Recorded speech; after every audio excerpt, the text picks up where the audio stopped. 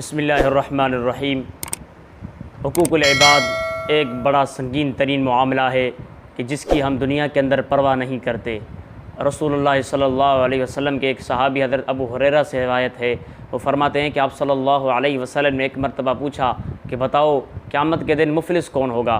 तो सहाबा ने अर्ज़ किया, साईं मुफलिस वो होए जिसके पास माल नहीं, जिसके पास मता नहीं और जिसके पास रहने के लिए सादो सामान नहीं।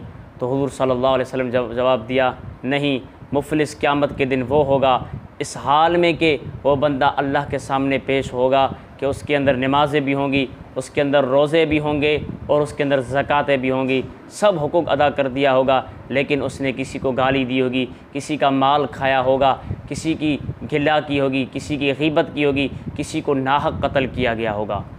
तो अब ये सब मामले उसके दुरुस्त हैं, लेकिन मुफलिस हो गया अब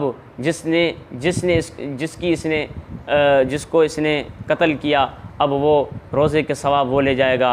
और इसी तरीके से किसी का माल खाया होगा, नेकियां उसके गर्दन में डाली जाएंगी, और अगर किसी की गिला की होगी तो उसकी नेकियां गिला के बकदर उसको दी जाएंगी और उसके गुनाह इस मुफलिस के गर्दन में डाले जाएंगे। तो भाई ये है संगीन तरीन मामला, हमें से तौबा करनी चाहिए।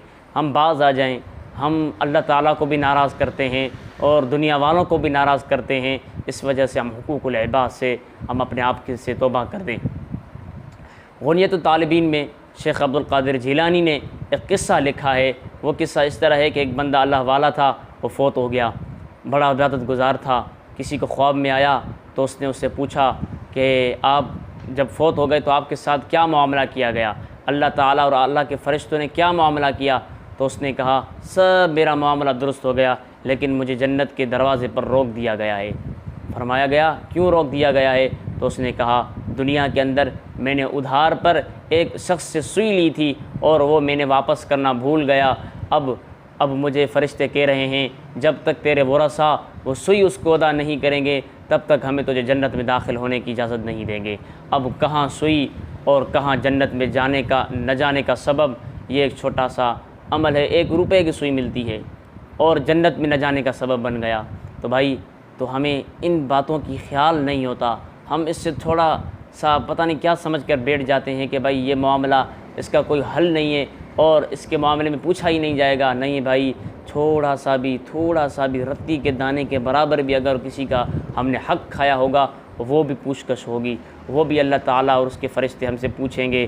तो इस वजह से हमने अगर किसी को गाली दी है, किसी की गिला की है, किसी की ग़ीबत की है, तो हम उससे माफ़ करवाएं, उसके पास जाएं कि भाई हमने आपके पीठ पीछे हमने आपकी ये बातें की, आप माफ़ कर दें। और अगर किसी का माल खाया है तो हम माल अदा करें, अदा नहीं कर सकते तो उससे माफ़ ज़रूर करवाएं।